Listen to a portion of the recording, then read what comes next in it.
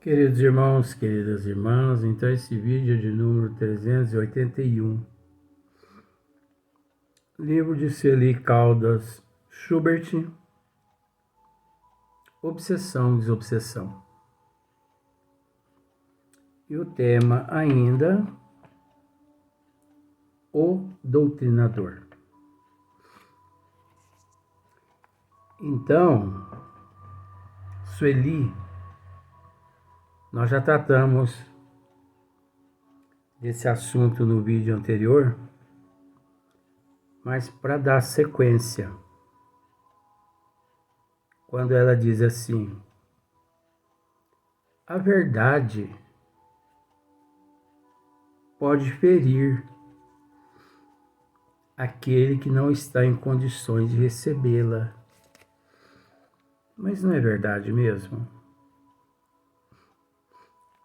A verdade pode ferir aquele que não está em condições de recebê-la. Aí você pode dizer assim, mas então quer dizer que o certo é mentir para o espírito comunicante?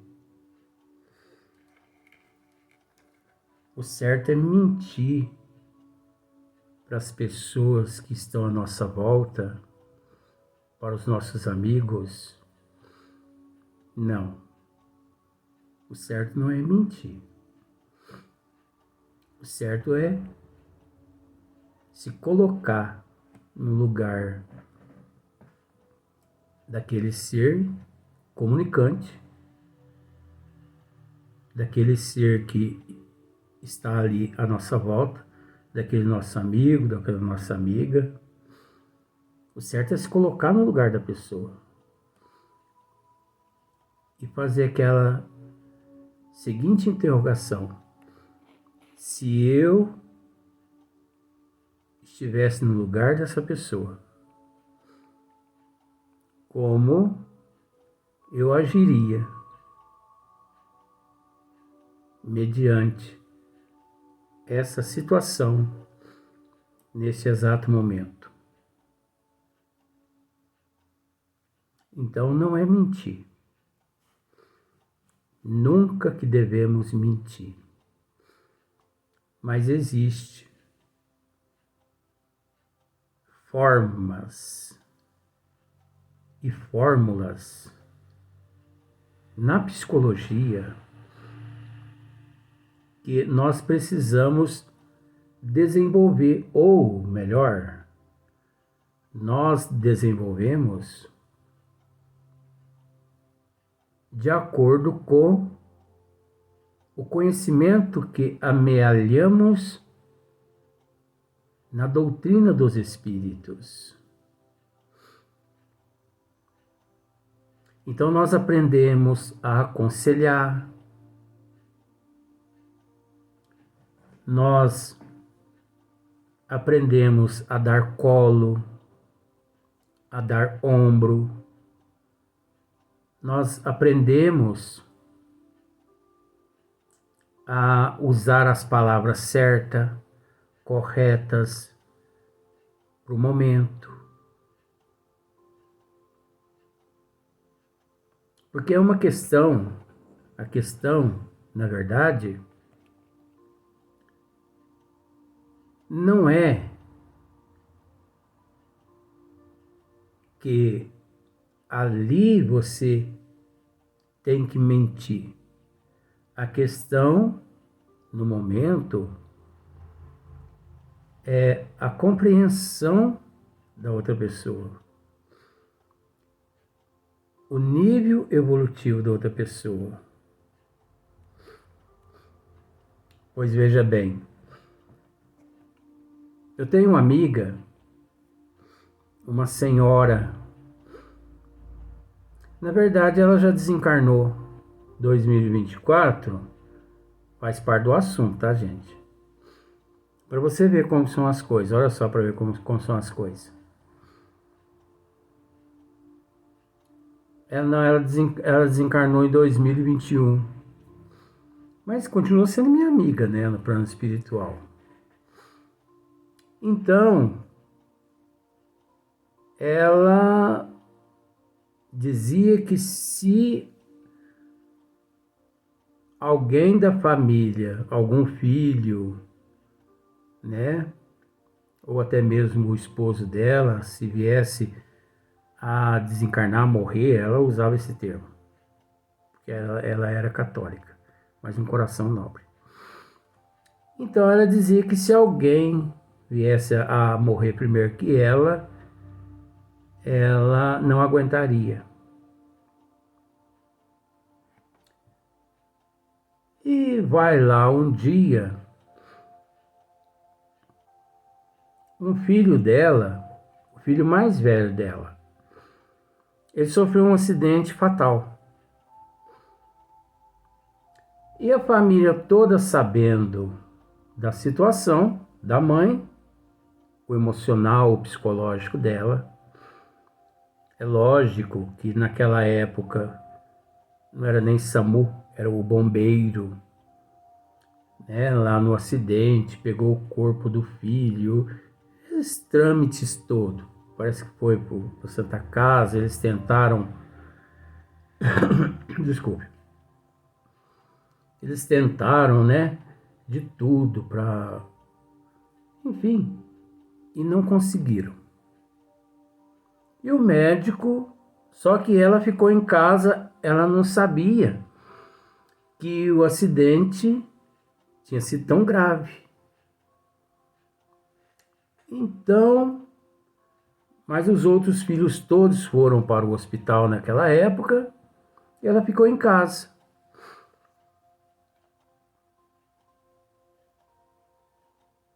E é assim que o filho veio a óbito, o médico pegou, chamou toda a família ali, o pai, menos a mãe, porque a mãe ficou em casa. A mãe não sabia que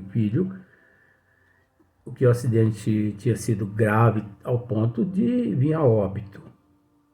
O médico chamou a família e falou assim: olha, infelizmente, nós fizemos de tudo. Infelizmente, veio a óbito o filho de vocês, o irmão de vocês e tal. Foi um desespero imenso para os irmãos, para o pai, né? Mas, ao mesmo tempo, eles tiveram que se fortalecer, todos tiveram que se fortalecer, para poder dar a notícia à mãe. Então, olha para você ver como são as coisas. Eles tiveram que se fortalecer, porque eles sabiam que se a notícia chegasse bombasticamente ali, né? A mãe sem preparo, sem nada, a mãe podia sofrer um infarto, um AVC e também morrer.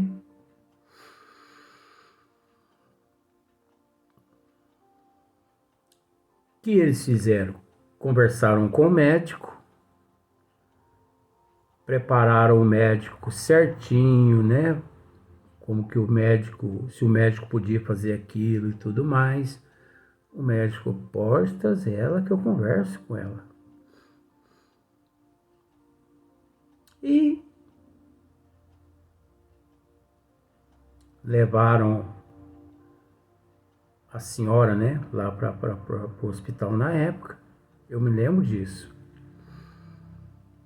E o médico conversou com ela: olha, dona fulana, o filho da senhora sofreu um acidente, nós estamos fazendo de tudo para salvar a vida dele. Mas a senhora sabe que quem manda é Deus. Assim o médico disse, né? Quem manda é Deus. Nós somos instrumento aqui. A senhora consegue entender que Deus está fazendo a parte dele, nós estamos fazendo a nossa parte. Nós gostaríamos que todos fizessem a parte de vocês também. A senhora concorda comigo? Porque o médico conversou com ela desse jeito, usando essa psicologia. Ela disse mais ou menos assim para o médico, mas é grave, doutor? É. Mas, doutor, ele pode ficar com alguma sequela? Pode. E o filho já tinha desencarnado, olha pra você ver as coisas. Mas é a psicologia de todo mundo. Porque eles sabiam que ela podia desencarnar também. Então, mas que sequelas? Olha, ele pode ficar um moribundo. E explicou para ela tudo ali. Ela, ai meu Deus do céu, não diga isso, doutor. Não, mas tenha calma. A senhora vai tomar um remedinho aqui. Enfermeira, traz um remedinho para ela aqui. Aí, remedinho calmante, né? Assim, um calmantezinho mais forte. Então, eu gostaria que a senhora ficasse aí sentada em oração, rogando a Deus e a Jesus. Porque eu tenho que ir lá para dentro, mas daqui a uma meia hora eu volto aqui. O senhor volta, doutor? Volto. Mas a senhora promete, a senhora me promete que a senhora vai ficar em oração? Sim. A senhora me promete também que, independente da notícia que eu trouxer para a senhora vai ficar firme, porque olha o tanto de filho que a senhora tem, né, para a senhora cuidar.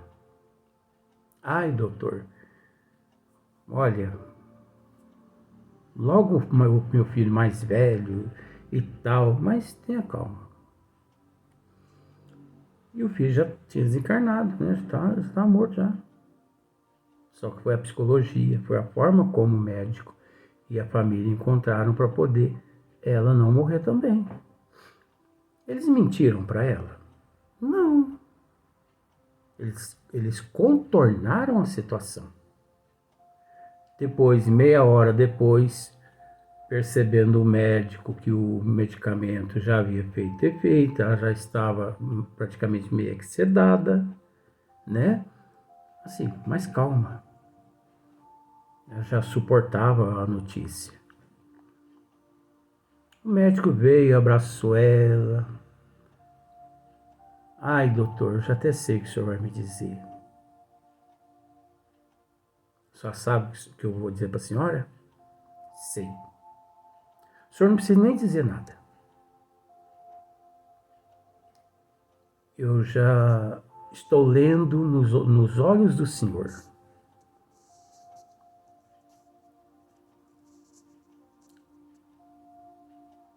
Deus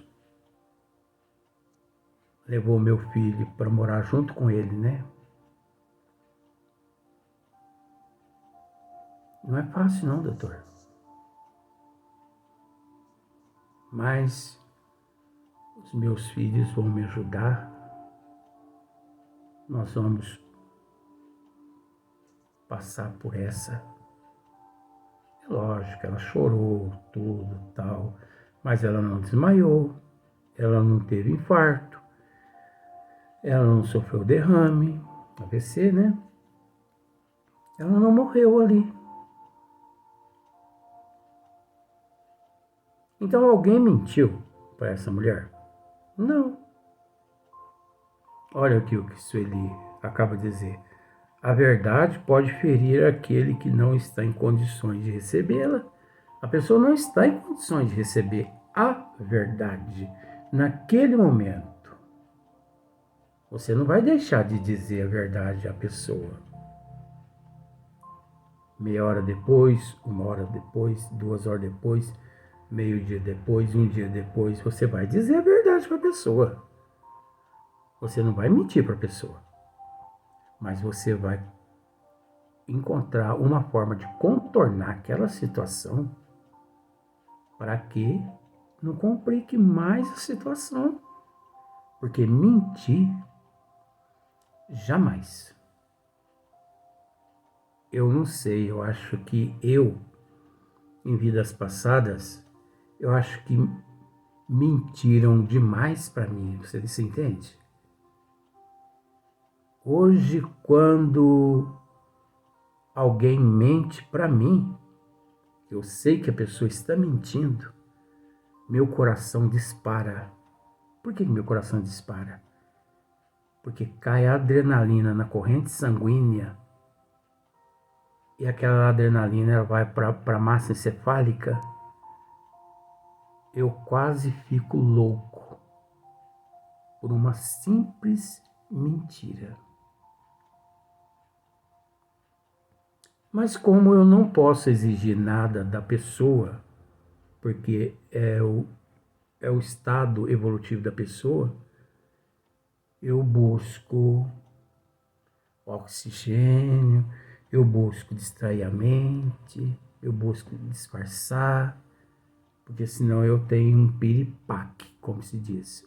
Olha para você ver, uma mentira pode me levar a um infarto, porque eu acho que mentiram demais para mim em vidas passadas. Ou o inverso, ou eu menti demais. É, os dois extremos. Então, é o mesmo caso do espírito comunicante. Ali na reunião mediúnica de desobsessão. Se o espírito ali se manifesta, está se manifestando pela primeira vez,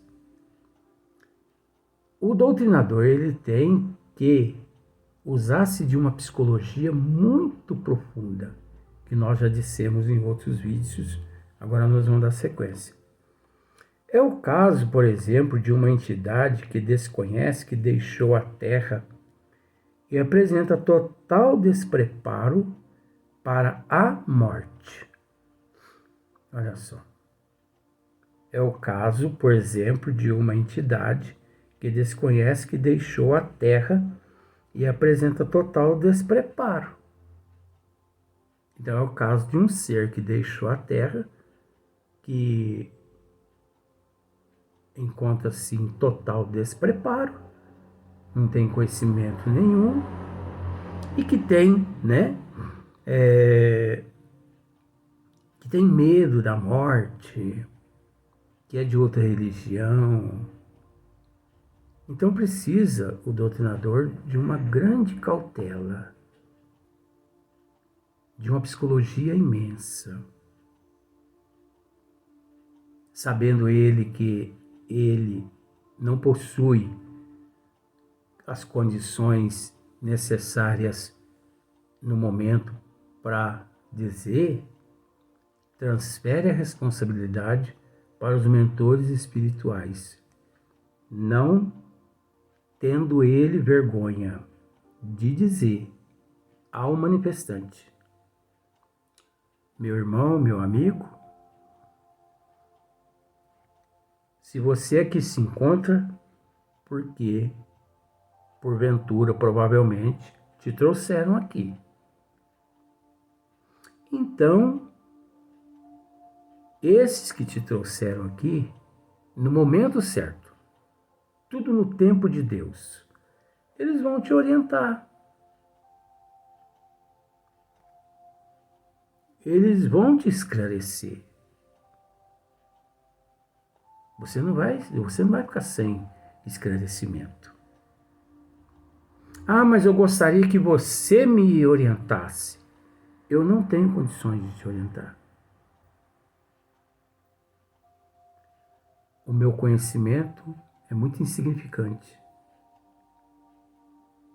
Mesmo tendo conhecimento, o doutrinador, ele tem que assumir que ele não tem conhecimento. Ele tem que ser humilde. Ele tem que ser generoso. Ele tem que se colocar no lugar do manifestante. Então, olha só para você ver. E apresenta total despreparo para a morte. O indivíduo, ele apresenta um despreparo total para a morte. É aquela pessoa que aqui, quando o corpo físico não passava nem perto do cemitério, e quando passava fazia o sinal da cruz. Crê em Deus, Padre, crê em Deus, Padre. Porque tem pessoas que quando passa próximo ao cemitério, não sei se você sabe disso, elas viram o rosto para o outro lado. Quando, dentro de um automóvel, elas viram o rosto para o outro lado, para não olhar para a direção do cemitério.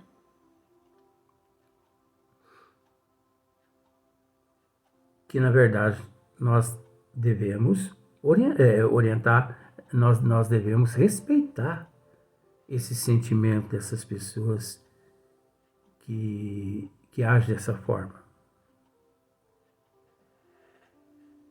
Porque, gente,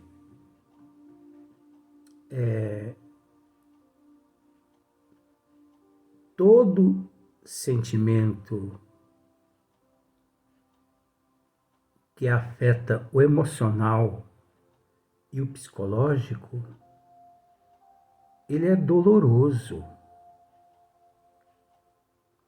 Todo sentimento que afeta o emocional e o psicológico e que nos causa medo, pânico, receio, vertigem, dói. Então nós temos que respeitar essas pessoas que dizem assim: eu não passo nem na porta do cemitério. Não é isso que o fará melhor ou pior que outros seres. Não é isso. Dói. Aquele sentimento dói.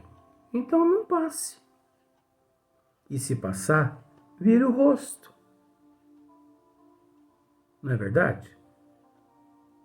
Eu não vou em velório de ninguém. Não vá. É um direito da pessoa.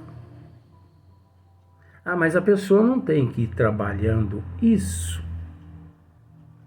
Nós sabemos que a pessoa deve trabalhar isso. Mas não é através do proselitismo que convencemos essa pessoa. E sim, através dos bons exemplos. Gradativamente, tocando no assunto, assim, instrutivo com essa pessoa, gradativamente. Se a pessoa tem 30, 40 anos, você tem lá 40, 50 anos pela frente para poder ir conversando com ela. Um dia, ela olha para o lado do cemitério, ó, uma vitória. Só dela olhar já é uma vitória. Antes ela virava o rosto, não é? Daí a pouco ela vai num velório, que é inevitável. Todos nós já fomos em velório, nós,